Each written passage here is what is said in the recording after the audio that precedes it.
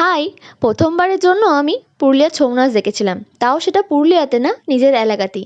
এখনো পর্যন্ত আমার পুরুলিয়া ঘুরতে যাওয়া হয়নি। তার জন্য আমি ছৌ নাচের ব্যাপারে সেরকমভাবে জানিও না এবং দেখিও নি। কিন্তু এই প্রথমবার আমি ছৌ নাচ দেখে আমার বেশ ভালোই লেগেছিল। এর যে মেন থিম হচ্ছে সেটা হচ্ছে কোনো পৌরাণিক লোককথা বা পৌরাণিক কাহিনী। সেটাকে একজন পাঠ করেন এবং সঙ্গে কিছু ঢোল বাজনা বাজানো হয়। আর এনারা সেটা অ্যাক্টিং করে দেখান। তো সেই সাউন্ডটা কেন আমার ভিডিওতে আসেনি আমি জানি না। আমি যখন ভিডিওগুলো করেছিলাম তখন। তো তার জন্য আমি সাউন্ডটা দিতে পারছি না।